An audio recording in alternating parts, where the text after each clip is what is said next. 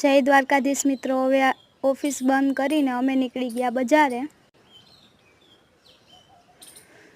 આજે અમારી ધનનો લઈને નીકળી ગયા બજારે। ચિંકીના કપડાં લેવાના હતા તો આજે અમે ગયા કપડાં લેવા।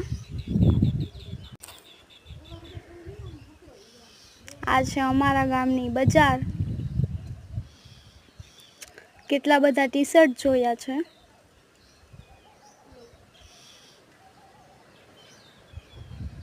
એમાંથી એક આ બ્લેક ટી શર્ટ ગમ્યું છે ચિંકીને, ને આ કેટલા બધા ટી શર્ટ જોયા, કેટલા બધા પેન્ટ જોયા। હું તો પછી થાકી ગઈ તો ટેબલ ઉપર બેસી ગઈ।